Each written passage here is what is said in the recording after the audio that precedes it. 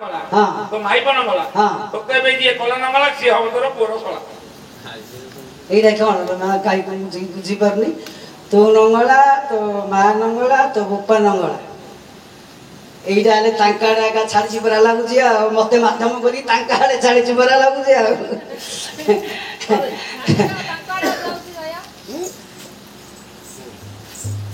देखो नो ना ए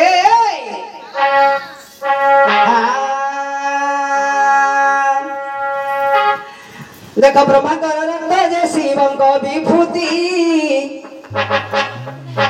ब्रह्मांकर रक्त जे शिवं को विभूति कृष्ण कला नहीं कुंती गर्भे उत्पत्ति कृष्ण कला नहीं कुंती गर्भे उत्पत्ति इंद्रंगर बीर्ज से धीरे मिसी गला इंद्रंगर बीर्ज से धीरे मिसी गला ए पंचंसु ए मला पिला तो जन्म हेला पंचंसु ए मला पिला जन्म हेला तोर मन की पाइला भला रे मोबाणी कारे मन की पाइला भला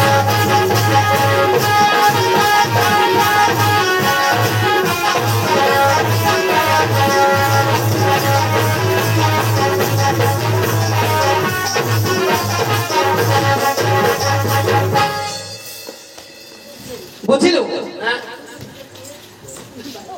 ब्रह्मांडर रक्त रक्त शिवंकर विभूति ब्रह्मांडर रक्त शिवंकर विभूति कृष्णंकर कला नहीं कुंती गर्भरे उत्पत्ति इंद्रंकर बीज से मिसी गला एई पांच अंशु ए मला पिला जन्मिला अच्छा हेले अब टिके तते कथा गाते कोइ देली कि हां हां हां सेटा रचना करा हिची जे आ कंठस्थ हेइनी हां सुनंदु आज्ञा दिनकर शिव कैलाश पर्वत रे याक पूर्व अर्जुन कर्ण अर्जुन दी भाई गोटे मार पिला एमाने चारि जुग जाकरे काहे कि भाई भाई संपर्क रहिलानी शत्रु शत्रुता संपर्क काहे कि रहि हां तापर ए विषय म तते कहि नंगला कथाटा कहि याक कथाटा मु आगो कहि दउ सत्यजुगर कथा सत्यजुगर शिव कैलाश पर्वत रे त्याग करबा समय रे से समय रे ब्रह्मा कौन गले तपस्या रे थिले ब्रह्मा तपस्या रे थिले तपस्या रे रुक जजो श्याम अथर्प ए चारि वेद पठन करूथिले हेले ब्रह्मा एमिति तपस्या रे मजी जाईथिले एते जोर रे चारि वेद पठन करूथिले शिवंगर त्याग गो आघात आसिला गोमा किछि सुबिलानी देखो ना डीजे गाड़ी गुरा गां भीतर पसिगला आ कोन खाली थोरी उठुची घर द्वार कि कोन सबु बुझी एमिति ब्रह्मा वेद गान करू छंदी जे शिवंगर त्याग रे असुविधा घटिला गोमा निजे शिव विरक्त भाव होई आसी ब्रह्मा को अनुरोध कले हे ब्रह्मदेव आपण निके धीर स्थिर रे से वेद पाठ करंतु धीर स्थिर रे वेद पाठ करंतु किंतु ब्रह्मा और शिवंगर कथा को सुनी पालेनी ए तुम आ शिखियो गण तुम तो देखो न सुनो न किछि आज ब्रह्मा एमिति भेदर पजि आइथिले जे के कोन कहूची के कोन न कहूची ब्रह्मा और सुनी पाले तापर शिव कोन कले क्रोधान्वित होई गोटे बसैले कथरे चापड़ा काकू ब्रह्मा हां बोले मूर्ख तते तू एते वेद पढ़ाई डाकिया तते मु बारंबार बारंबार कहूची धीर स्थिर रे बोले बोले एकाथरे बोले बोले पढ़ले मोड़ी देउछु एकाथरे जेते बेले गोटे चापड़ा देई छंदी नोडिया झड़ला बलिया ब्रह्माकर मुंडा खसी पड़ला गोमा गछर नोडिया झड़ला बलिया ब्रह्माकर जो चारिटा मुंड देला ताई गोटे मुंड खसी पड़ला खसिला जे कोन तळे पड़ले आ कोड पड़ला ब्रह्मा शिवंगर हाथ लागा घंटी लागिला आले लागि कि रहिला लागिला हां हेले जो ब्रह्मांकर रक्त रु गोटे ब्रह्म राक्षस जन्म नेला गोमा से खाली खाइबा पे गोडेला शिव हां हां से जेतेले खाइबा पे गोडेला शिव धाइले असंबळ हेई कि जो रक्त आउटी के गोळगा थिला देखा दौड़ी आसे शिवं को खाइबा पाई दौड़ी आसे शिवं को खाइबा पाई धाइले महादेव मोहभय पाई धाइले महादेव मोहभय पाई उपायन पाई शंकर चली गले उपाय न पाई शंकर चढ़ी गले विष्णु निकटे जाई आश्रय नेले विष्णु निकटे जाई आश्रय नेले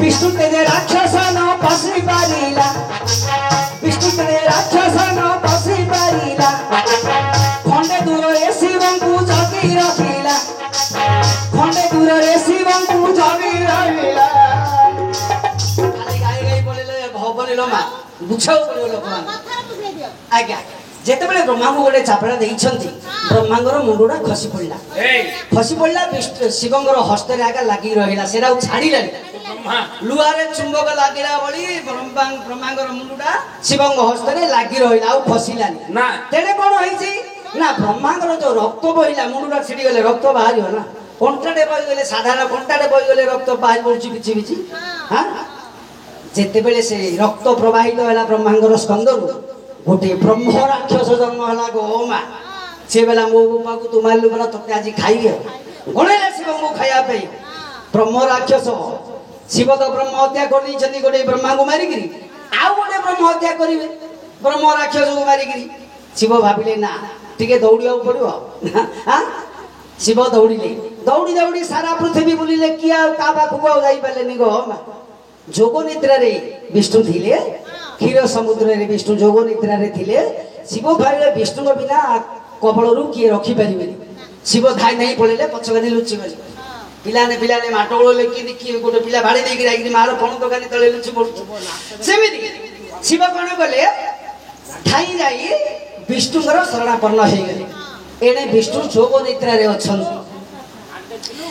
राक्षस कोन गला विष्णुଙ୍କର तेज रे विष्णु जोड़े थे से गोटे बलय सृष्टि हुए गमा से चतुर्पार्श्व को कहीं छुई पारे राक्षस बसिकी रहा से ब्रह्म राक्षस जगिकी रहा शिव कौन सब कौन से रही आगा जेबे आसो तो देवी समय झाप देवी ए माए जिते बड़े विष्णुଙ୍କର निद्रा भाजिला जोग निद्रा भाजिला देखिले जे शिव निकटरे अछंती शिव को जिते बड़े कारण पचारे शिव गोटी गोटी कर विषय वस्तु गुड़ाक सब कहले विष्णु कौन कले माँ ए माँ ए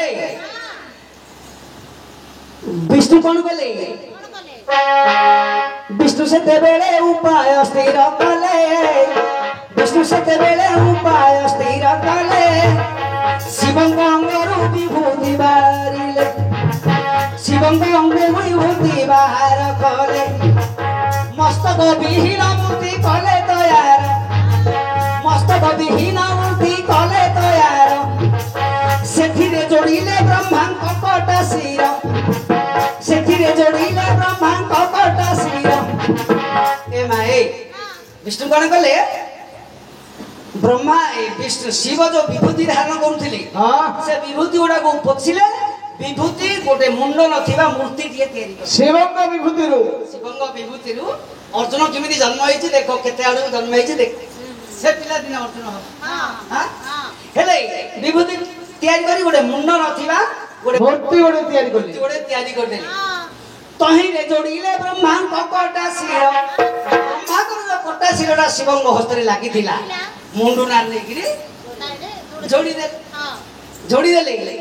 जोड़ी देले सेना से गण जीवन पाई विष्णु कौन कले चक्र द्वारा बाहु को छिड़ी ताकू रुधिर पान कराइले रुधिर पान करे रक्त पियाई देले रक्त जते बेले पियाई देला परे ताकू जीवन न्यास दे देले हां जीवन न्यास दे देले जीवन पाई मूर्ति हेला बलवान जीवन पाई मूर्ति हेला बलवान बोइला किशोर जी मो कहबहर किसम पाए आकाश कहबहर ए मारे जेते बेले पूर्ण जीवन प्राप्त हे गला महाप्रभु मते किनी मते जन्म देइछनी मु कोन सेवा करि पारे आपनकर के से वीर पुरुष कहूछि विष्णु देखि देले देख ब्रह्म राक्षस जगिछि तू जा ता सहित युद्ध करिबो ए माए इमेदी वर्ष बीती गला गमा से उभयंकर युद्ध चलिला किए काकू आउ जिति बारु नाहंती इमिदी वर्ष बीती गला हां तापरे कौन हला कौन होला सेतेबेले भगवान सेतेबेले विष्णु पाय स्थिर कले सेतेबेले विष्णु कर स्थिर कले दुई वीरंकु तेज रूपरे करिले दुई वीरंकु तेज रूपरे करिले ए माए विष्णु कौन कले कहले तो ये युद्ध सरीबनी से दुई वीरंकु तेजरे परिणत करिदे तेजरे परिणत करी शून्य रे छाड़ी दे शून्य रे जते बेले छाड़ी देले गोटिए तेज रहिला इंद्र बासरे गोटिए तेज रहिला इंद्र बासरे अनय कते जगला सूर्य कोठारे अनय कते रहिला सूर्य कोठारे एही परि सत्य जुग शेष होइला एही परि सत्य जुग शेष होइला त्रेतय जुग तापरे आरंभ हेला त्रेतय जुग तापरे आरंभ होलाली मते पाठरे आसीओली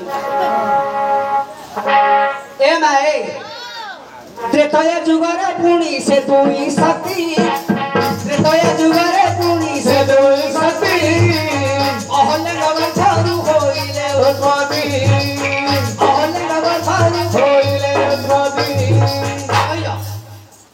कथा कि होउछ देखो भगवान विष्णु कोन कहले कहले यांकर तो युद्ध सरीबनी से ती लोक जाकर से दुई वीरंगु तेजरे परिणत कर अच्छा अच्छा शून्य रे छाड़ी देली हां शून्य रे जेते बेले छाड़ी देली गोटिए तेज रहिला इंद्रंग निकट रे अच्छा आउ गोटिए तेज रहिला सूर्यंग निकट रे कालक्रमे सत्य जुग शेष हला अच्छा तापरे त्रेता जुग जेते बेले आसीला त्रेता जुग रे से दुई महाशक्ति अहल्याङ्ग गर्भरु जन्म हेले गो मा अच्छा अहल्या गर्भरे इन्द्रंग अंशरु अहल्याङ्ग गर्भरे इन्द्रंग अंशरु पुत्रे कजन मिला बाली नामरे पुत्रे कजन मिला बाली नामरे सुग्रीव सुचंग अंशरु सुग्रीव जन्म हेले सुचंग अंशरु सुग्रीव जन्म हेले कालक्रमे दुई जना जुद्धे लिप्त हेले कालक्रमे दुई जना जुद्धे लिप्त हेले कथाटाकु लक्ष्य कर मा हां हां इंद्रंग उरसरे अहल्या गर्भरे अच्छा प्रत्येक जुगरे गोटे मा पेटुरा का जन्म होउछन् एमा हां हां ए दी भाई जो शत्रुता लागि छाङ हां हां त्रेता जुगरे हां इंद्रंग उरसरे बाली नामरे गोटे तेज जन्म होला हां आउ सूर्यंग अंशरे सुग्रीव नामरे गोटे पुଅ जन्म होला हां त्रेता जुगरे मानकर युद्ध पुणी चलिला निश्चय बाली सुग्रीव युद्ध आपण जानନ୍ତି त्रेता जुगरे लागिला हां त्रेता जुग जेते बेले सरीला अच्छा सेते बेले त्रेता जुगरे भगवान कोन करिथिले कौन बोले राम रूपरे अच्छा इंद्रपुत्र बालीडाकू मारी देले मारी देले बालीडाकू जेते बेले मारी दी छ इंद्र टिके मन दुख कले विष्णुको ऊपर मो पुडाकू आपण मारी देले बोली अच्छा हां किंतु द्वापर जुगरे तार विपरीत हेगा कौन है द्वापर जुगरे हां त्रेता जुगरे इंद्र पुओ बाली को मारिले हां त्रेता जुग द्वापर जुगरे सूर्य पुत्र कर्ण को मारिले मारिले। आउ कार दुख होनी ना। गोटे जुगरे तांको पुओ को मारिले गोटे जुगरे आंको पुओ को मारिबे हां हां मारि नांदी करछन मो कहू हां हेले सूर्य आउ इंद्रंग उरसरे अहल्या गर्भरे बाली सुग्रीव जन्म हेछन सेई छंती से दी जनकर त्रेता जुगरे युद्ध चलिला त्रेता जुग अंते हां भगवान विष्णु कौन करे पुणी से दुई शक्ति को हां शून्य रे छाड़ी देले छाड़ी देले से दुई शक्ति पुणी गला गोटे रहिला इंद्रंग पाखरे आउ गोटे रहिला सूर्य को अच्छा एही परि जेतेबेले त्रेता जुग सरी गला हां तापर द्वापर जुग आसी अच्छा अच्छा द्वापर जुग आसिला परे पुणी से दुई महाशक्ति जन्म होइछन्ती गो मा द्वापर जुग रे हां हां कौन रूपरे कौन रूपी इंद्रंग औरसरी हां सूर्यंग औरसरे कर्ण कुंती गर्भरे हां सूर्यंग औरसे कर्ण कुंती गर्भरे हां इंद्रंग औरसे जन्मिले ये ए महावीर नाई इंद्रंग औरसे कुंती गर्भरे कर्ण वर्ण इंद्रंग औरसे कुंती गर्भरे कर्ण सूर्यंग अंशरे जन्मिले अर्जुन अच्छा अच्छा ए माए हां जेतेबेले द्वापर जुग आसिला हां ପୁଣି ଇନ୍ଦ୍ର ଆଉ ସୂର୍ଯ୍ୟ ଆସିଲେ। କଣ ଇନ୍ଦ୍ର ସୂର୍ଯ୍ୟ ଆସିଲେ ଖୋଜିଲେ କୋଉଠି ଆମେ ଚାରା ପକଉ ବୋଲି ଆମ ମାଟାକୁ ଖୋଜିଲେ ଆଉ ଆଚ୍ଛା ଆଚ୍ଛା ଅର୍ଜୁନଙ୍କର ମାଙ୍କୁ ଖୋଜିଲେ ଦେଖ ଶୁଣ ଦି ଲୋକ ଯାକ ହଁ ତମ ଘରର କଥା ପ୍ରଥମେ ସୂର୍ଯ୍ୟ ଖୋଜିଲେ ହଁ ବାଲ୍ୟ ସମୟରେ ହେଇଥିଲା ବୋଲେ ଏଇଟା ଆଗ ଠିକ ହବ। ଠିକ ହବ କୁନ୍ତୀଙ୍କ ଗର୍ଭରେ ବାଲ୍ୟ ସମୟରେ ସୂର୍ଯ୍ୟଙ୍କ ୟୋଟସ୍ୱରୁ କର୍ଣ୍ଣ ନାମରେ ଗୋଟେ ପିଲାଟିଏ ଜନ୍ମ ହେଇଥିଲା। କାନବାଡୁ ବୋଲି କହୁଛନ୍ତି ଯେ ଏଇଟା ମିଛ କଥା। କାନବାଡୁ ନୁହେଁ, ଭଗବାନଙ୍କ ସ୍ଥିର କରିଛନ୍ତି ଯୋଉଟେ ଜନ୍ମ ହବା କଥା ହବ। କାନବାଡୁ ପିଲାଟା ଜନ୍ମ ହବା ସମ୍ଭବ ନୁହଁ। ପୁରାଣରେ ଗୁଡା ସବୁ କଳ୍ପିତ କରି କହି ଦଉଛନ୍ତି। ଆଚ୍ଛା ଆଚ୍ଛା ସୂର୍ଯ୍ୟଙ୍କ ଅଂଶରେ କର୍ଣ୍ଣ ଜନ୍ମ ହେଲେ ଆଉ ଇନ୍ଦ୍ରଙ୍କ ଅଂଶରେ ଅର୍ଜୁନ ଜନ୍ମ ହେଇଛନ୍ତି। ହେଲେ ଶିବଙ୍କର କଳା ରହିଲା, ବ୍ରହ୍ମାଙ୍କର ରକ୍ତ ରହିଲା ବା ବ୍ରହ୍ମାଙ୍କର ମୁଣ୍ଡ ରହିଲା, ବିଷ୍ଣୁଙ୍କର କଳା ରହିଲା। କୁନ୍ତୀ ଗର୍ଭରେ ଇନ୍ଦ୍ରଙ୍କ ବୀର୍ଯ୍ୟରେ ଅର୍ଜୁନ ଜନ୍ମ ହେଲେ। ଏଇ ପିଲାଟା 5 ଅଂଶରୁ ଜନ୍ମ ହେଇଛି। ସେ ବଡ ଭାଇଟା ସେମିତି ନାହିଁ, ବଡ ଭାଇଟା ସେମିତି ନାହିଁ। ତାପରେ ଏ ଦୁଇ ଜଣ କଣ କଲେ ମହାଭାରତରେ ଯୁଦ୍ଧ କଲେ। କୌରବ ପକ୍ଷରେ କର୍ଣ୍ଣ, ପାଣ୍ଡବ ପକ୍ଷରେ ଅର୍ଜୁନ। ଏ ଦୁଇଙ୍କର ମହାଯୁଦ୍ଧ ହେଲା। ସେତେବେଳେ ପୁଣି ଭଗବାନ କଣ କଲେ ଅର୍ଜୁନଙ୍କ ରଥରେ ସାରଥୀ ହୋଇ ନନ୍ଦିଘୋଷ ରଥରେ ସାରଥୀ ହୋଇ ସୂର୍ଯ୍ୟପୁତ୍ର କର୍ଣ୍ଣକୁ ଯୁଦ୍ଧରେ ମରେଇଲେ। ଯୁଦ୍ଧରେ ମାରିଦେଲେନି ତ ମରେଇଦେଲେ। ମାରିଦେଲେ ବୋଲେ ଚଳେ। କେବଳ ଭଗବାନଙ୍କ କଳ୍ପନା ଦ୍ୱାରା ତ ଏଗୁଡା ସବୁ ହେଇଛି ନା। ନିଜେ ମାରିଦେବେ ବୋଲି କହିଲେ କିଛି ଅତ୍ୟୁକ୍ତି ହବ ନାହିଁ। ଦ୍ୱାପର ଯୁଗ ସରିଲା। ଦ୍ୱାପର ଯୁଗ ସରିଲେ ପୁଣି ସେ ଦୁଇ ମହାତେଜ ସେ ଦୁଇ ମହାଶକ୍ତି ଛାଡ଼ିଦେଲା ଆକାଶକୁ। ଦ୍ୱାପର ଯୁଗ ଶେଷରେ କଳି ଯୁଗ ଆସିଲା। କଳି ଯୁଗରେ ଏଇଟା ହଉଛି ମୋ ମତ, ଏଇଟା କୌଣସି ପୁରାଣ ପାଠରେ ଲେଖା ନାହିଁ। ମୋ ମତରେ ହେଇପାରେ ନ ହେଇପାରେ, ଆପଣ ବିଚାର କରିବେ। ମୋ ମତରେ ଏଇ ଦୁଇ ମହାଶକ୍ତି ଏଇ ଭାରତ ମାତା କୋଳରେ ଜନ୍ମ ଲାଭ କରି ସାରିଲେଣି। କେମିତି ରୂପରେ? ଜଣେ ହିନ୍ଦୁସ୍ତାନ ରୂପରେ ଆଉ ଜଣେ ପାକିସ୍ତାନ ରୂପରେ। ସେତେବେଳେ ସିନା ମଣିଷ ରୂପରେ ହେଇଥିଲେ, ଏବେ ଦେଶ ରୂପରେ ଜନ୍ମ ହେଇଛନ୍ତି। ଏମାନେ ଭାବିବାକୁ ହବ। ଜଣେ ହିନ୍ଦୁସ୍ତାନ ରୂପରେ ଆଉ ଜଣେ ପାକିସ୍ତାନ ରୂପରେ ଜନ୍ମ ହେଇଛି। ଆପଣ ଜାଣିଥିବେ ପାକିସ୍ତାନ ସହିତ କେତେ ଥର ଯୁଦ୍ଧ କଲାଣି ଭାରତ। ଏବେ ପର୍ଯ୍ୟନ୍ତ ସେମାନଙ୍କର ଶତ୍ରୁତା ଲାଗି ରହିଛି। ହେଲେ ମୁଁ ଯୋଉ କହୁଥିଲି ବ୍ରହ୍ମାଙ୍କର ରକ୍ତ, ସଦାଶିବଙ୍କ ବିଭୂତି, କୃଷ୍ଣଙ୍କର କଳା, ଇନ୍ଦ୍ରଙ୍କର ବୀର୍ଯ୍ୟ, କୁନ୍ତୀଙ୍କର ରଜ, ଏଇ 5 ଅଂଶରେ ଏ ଅର୍ଜୁନ ଜନ୍ମ ହେଇଛନ୍ତି। ଶିବଙ୍କ ବିଭୂତି, ଶିବଙ୍କର ବିଭୂତି, ବୀର୍ଯ୍ୟ, କୁନ୍ତୀଙ୍କ ରଜ ଆଉ ନବନ ଆଜ୍ଞାଙ୍କର ଗଜ। ଆଉ ଜଣ ଖାଡ଼ି ସେମିତି ଶିଖାଇଛି କିଏ ବା? ତାଙ୍କ ଘର ତିଆରି କଲା ଆକୁ ଗଜ ଧରିବାର ଶିଖାଇଛନ୍ତି। ଓ ମିସ୍ତ୍ରୀ, ଆଉ କିଣ ରାଜମିସ୍ତ୍ରୀ। ଆଉ କିଣ ହେଲେ ଆଜ୍ଞା ସେ ଯୋଉ କହିଲା ତୋ ବୋପା ନଙ୍ଗଳା, ତୋ ମା ନଙ୍ଗଳା, ତୁ ନଙ୍ଗଳା, ଆଉ କଣ କଣ କେତେ କେତେ ନଙ୍ଗଳା କହିଲା। ହେଲେ ଆପଣ ମାନେ ଜାଣିଛନ୍ତି ଶିବଙ୍କର ଗୋଟିଏ ନାମ ଅଛି ଦିଗାମ୍ବର। ତାଙ୍କର ଅମ୍ବର ନାହିଁ। ଅମ୍ବର ବୋଲନ୍ତି ଲୁଗା ନାହିଁ ତାଙ୍କର। ତାଙ୍କେ ଲୁଗା ପିନ୍ଧିବାର କେବେ ଜାଣନ୍ତିନି। ଧଣ୍ଡ ହେଇକିରି ଚାରିଆଡେ ଖାଲି ବୁଲନ୍ତି। ତାଙ୍କର ବସ୍ତ୍ର ହଉଛି 4ଟା ଦିଗ ଆଗେ। ତାଙ୍କର ବସ୍ତ୍ର ହଉଛି 4 ଦିଗ। ତେଣୁକରି ତାଙ୍କର ନାମ ହଉଛି ଗୋଟେ ଦିଗାମ୍ବର ବା ଦିଗ ବାସ। ହେଲେ ଏ ଦୃଷ୍ଟିରୁ ତା ବୋପା ନଙ୍ଗଳା। ହେଲେ ତା ମାଟା କିଏ ହେଲା? ତା ମା ନଙ୍ଗଳା କେମିତି ହେଲା? ସେ ମା ନାଇଁ ରେ, ସେ ମା ନଙ୍ଗଳା ମୁତୁଳା ବୋଲି କହୁଛୁ କିଆ? ଶିବ ଯଦି ବାପା ହେଲେ ତାଙ୍କ ସ୍ତ୍ରୀ କିଏ? ଦୁର୍ଗା। ଦୁର୍ଗା ମହିଷାସୁରକୁ ବଧ କଲା ସମୟରେ ନଙ୍ଗଳା ନ ହେଇଥିଲେ ସିଏ କଣ ମରିଥାନ୍ତା? ସିଏ ତ ବର ପାଇଥିଲା ବ୍ରହ୍ମାଙ୍କୁ, ତୁ ଜାନୁ ଯୌବନ ଦେଖିଲା ଏକା ମରୁକୁ, ନହେଲେ ମରୁବୁନୁ ମହିଷାସୁରକୁ। ଦୁର୍ଗା ବାଧ୍ୟତା ହେଇକିରି ସେଇଠି ଲୋକ ହେବାକୁ ପଡିଲେ। ଆଉ ମାଟା ସେଇଠି ନଙ୍ଗଳା ହେଲା। ସେ ମହିଷାସୁର ଦେଖିଲା, ସେଟା ସବୁ ଅର୍ଜୁନଙ୍କର ମା। କାଲିକି ଯିବା ଆଜ୍ଞା ତାଙ୍କ ଘରକୁ। ମୁଁ ଇଆଡେ ସିଆଡେ କହିଲା ହେଲେ ତା ମା ନଙ୍ଗଳା। ଆଉ କଣ କହିଲୁ? ସିଏ ନଙ୍ଗଳା, ତା ମାଇବ ନଙ୍ଗଳା। ତାଙ୍କ ମାଇବ କିଏ? ସେ ଦ୍ରୌପଦୀ। ଦ୍ରୌପଦୀକୁ ଲଙ୍ଗଳା କର। ଅରେ ପୁଅ ତୁ କେତେ ଚୂନ ଲଗେଇ ଲଗେଇ ଆସିଲୁ? ତା ମାଇବ ନଙ୍ଗଳା ହେଇଛି। ନଙ୍ଗଳା ହେଇଛି। ସେ ଇଚ୍ଛା ନକଲା ପର୍ଯ୍ୟନ୍ତ ନଙ୍ଗଳା କିଏ ବିଧାତା ଆସିଲେ ମଧ୍ୟ କରିପାରିବନି। ଦିଆଡୁ ବର ପାଇଥିଲେ ରେ ପୁଅ, ତୁ କଣ ସାଧାରଣ ବୋଲି ଭାବିଛୁ କି? ଦୁର୍ବାସା ଋଷି ବର ଦେଇଥିଲେ ତୁମେ ଇଚ୍ଛା କଲା ପର୍ଯ୍ୟନ୍ତ ତମେ ଯେତେ ବସ୍ତ୍ର ଚାହିଁବ ସେତେ ବସ୍ତ୍ର ମିଳିବ ତମକୁ। କାହିଁକି? କାହିଁକି ଦୁର୍ବାସା ଋଷି ବର ଦେଲେ? କଣ ପାଇଁ? ଦିନକରେ ଦୁର୍ବାସା ଋଷି ଗୋଟି ନଦୀରେ ସ୍ନାନ କରୁଥିଲେ। ଆଚ୍ଛା ଲୁଗାପଟା ନଦୀ କୂଳରେ ଥୋଇ ଦେଇ ସ୍ନାନ କରୁଥିଲେ। ଏଇ ସମୟରେ ପାଣି ପଳେଇ ଆସିଲା, ସେ ଲୁଗା ଗୁଡାକ ଭସେଇ ନେଲେ। ଆଜ୍ଞା ଯୋଉ ଆଙ୍କ ମା କୁନ୍ତି ଦୁର୍ବାସା ରହିଥିଲେ। ହଁ ସେ ଦୁର୍ବାସା, ଆଉ ଯୋଉ ଦୁର୍ବାସା ତୈରାତି କରିଥିଲେ। ହଁ ସେ ଦୁର୍ବାସା। ଆଜ୍ଞା ଶୁଣନ୍ତୁ, ଦୁର୍ବାସା ଋଷି ସ୍ନାନ କରିଥିବା ଉଲଗ୍ନ ଅବସ୍ଥାରେ ସ୍ନାନ କରୁଛନ୍ତି। ଆଉ ଜନସ୍ୱ ସେମାନେ ତ ନିର୍ବିକାର ପୁରୁଷ ନା। ଆପଣ ଏବେ ହିମାଳୟ ଯିବେ ମଧ୍ୟ ଲକ୍ଷ ଲକ୍ଷ ବାବାଜୀ ଗୁଡାକ ସବୁ ଉଲଗ୍ନରେ ବୁଲୁଥିବେ, ଉଲଗ୍ନ ହେଇକି ଶୁଣୁଛି ୟୁଟ୍ୟୁବରେ ମଧ୍ୟ ଦେଖୁଥିବେ ଆପଣ। ସେମାନେ ନିର୍ବିକାର ପୁରୁଷ, ଲଙ୍ଗଳା ହେଲେ କିଛି ନାହିଁ, ତାଙ୍କର ବିକାରଗ୍ରସ୍ତ ନୁହନ୍ତି ସେମାନେ। ହେଲେ ଦୁର୍ବାସା ଋଷି ତ ମହାଋଷି, ସେ ବି ନିର୍ବିକାର ପୁରୁଷ। ସେ କଣ କଲେ, ଉଲଗ୍ନ ହେଇକି ସ୍ନାନ କରୁଥିଲେ। ସ୍ନାନ କରିବା ସମୟରେ ତାଙ୍କର ଲୁଗା ଯେତେବେଳେ ଭାସି ପଳେଇଲା ଅପର ମୁଣ୍ଡରେ ମା ଦ୍ରୌପଦୀ ସ୍ନାନ କରୁଥିଲେ। ସିଏ ଦେଖିଲେ ଯେ କୌଣସି ଗୋଟେ ଋଷିଙ୍କର ବସନ ଗୁଡାକ। ସେ ଦ୍ରୌପଦୀ ଖୋଜି ଖୋଜି ହେଲେ ଆଉ ଋଷି ଆଉ ସେ ପାଣି ଭିତରୁ ବାହାରି ପାରୁନାହାନ୍ତି। ନ ଖାଇ ନ ପିଇକିରି ଭୋକ ଶେଷରେ ସେ ଭିତରେ ଏକା ଅଛନ୍ତି, ପାଣି ଭିତରେ ଅଛନ୍ତି। ବାହାରିବେ କେମିତି? ବାହାରିଲେ କୁଆଡେ ଯିବେ, କୁଆଡେ ଖୋଲା ମେଲାରେ ସମସ୍ତେ ଦେଖିବେ ବୋଲି ଋଷି ବ୍ୟସ୍ତ ହେଇ ସେ ଭିତରେ ଥିଲେ, ପାଣି ଭିତରେ।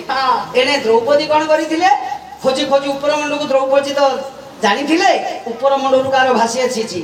ଦ୍ରୌପଦୀ ଖୋଜି ଖୋଜି ଗଲା, ଆସିକି ଦେଖିଲେ ଯେ ଦୁର୍ବାସା ଋଷି ଜଳରେ ଅଛନ୍ତି। ଦୁର୍ବାସା ଋଷି ଯେତେବେଳେ ଜଳରେ ଅଛନ୍ତି, ଦ୍ରୌପଦୀ କଣ କଲେ, ବସନ ଗୁଡାକ ସେଠି ଥୋଇଦେଲେ, ଟିକେ ତଳେ ହେଇ ପଡିଲେ। କାହିଁକି ନା ଝିଅଟେ ଅଛି ବୋଲେ ସେ ଋଷି ବାହାରି ପାରିବେନି ନା। ଯେମିତି ଗୋପୀ ମାନେ ପାଣି ଭିତରୁ ବାହାରିଥିଲେ କରକ ଦେଇ କାମଦେବ ମନ୍ଦିର, ସେମିତି ଋଷି ବାହାରିଲେନି। ଦୁର୍ବାସା ଋଷି ଯେତେବେଳେ ପାଣି ଭିତରେ ଥିଲେ, ଇଏ କଣ କଲେ, ତାଙ୍କର ବସନ ଗୁଡାକ ଥୋଇଦେଲେ। ଦ୍ରୌପଦୀ ଟିକେ ସାଇଡ ହେଇଗଲେ, ମାନେ ଅନ୍ୟ ନିକଟକୁ ପଳେଇଲେ। ଦୁର୍ବାସା ଋଷି ଆସିଲେ, ତାଙ୍କର ବସ୍ତ୍ର ପିନ୍ଧିଲେ। ସିଏ ଜାଣିପାରିଲେ ଯୋଗ ବଳରେ କିଏ ମହତ୍ କାମ ଗୋଟେ କରିଛି ବୋଲେ। ଦ୍ରୌପଦୀ ଯେତେବେଳେ ଡକିଲେ, ଦ୍ରୌପଦୀ ଆସିଲେ, ପ୍ରଣାମ କଲେ, କହିଲେ ମା ତୁ ଯୋଉ ଆଜି ମୋର ମହତ ରଖିଦେଲୁ, ମୋର ଯୋଉ ବସନ ଦେଇ ମତେ ମୋର ମହତ ରଖିଦେଲୁ, ତୁ ମତେ ଯେବେ ସ୍ମରଣ କରିବୁ ତୋତେ ଲୁଗାର ଅଭାବ ହବନି ରେ ମା। ତୁ ଯେତେ ଚାହିଁବୁ ତ ସେତେ ଲୁଗା ତତେ ମିଳିବ। ତେଣୁକରି ଆଉ ନଙ୍ଗଳା ପଟେ ହେଲେ ରେ ପୁଅ। ଏଣେ ଯେତେବେଳେ ଶିଶୁପାଳକୁ ଭଗବାନ ଶ୍ରୀକୃଷ୍ଣ ମାରିଲେ, ଶିଶୁପାଳକୁ ଯେତେବେଳେ ଭଗବାନ ଶ୍ରୀକୃଷ୍ଣ ମାରିଲେ, ପୁଣି ଚକ୍ର ଯେତେବେଳେ ହସ୍ତକୁ ଫେରିଲା, ଚକ୍ର ଦ୍ୱାରା ଟିକେ କାଟେ ହେଇଗଲା। ସେତେବେଳେ ଏଇ ମା ଦ୍ରୌପଦୀ କଣ କଲେ, ସାଙ୍ଗେ ସାଙ୍ଗେ ପଣନ୍ତଟାକୁ ଚିରି ଦେଲେ, ଟିକେ ଗୁଡେଇ ଦେଲେ, ରକ୍ତଟା ବନ୍ଦ ହେବା ପାଇଁ। ସେତେବେଳେ ଭଗବାନ କହିଥିଲେ, ଗୋଟିଏ ଜଣ ସୂତାକୁ ହିନ୍ଦୀରେ ଧାଗା ବୋଲି କହୁଛନ୍ତି, ଗୋଟିଏ ସୂତାର 1000 ଗୁଣ ତମେ ଲୁଗା ପାଇବ। ଗୋଟିଏ ସୂତା ଯେତୁଟା ସୂତା ଏଥିରେ ଅଛି, ତାର 1000 ଗୁଣ ଲୁଗା ତମେ ପାଇବ।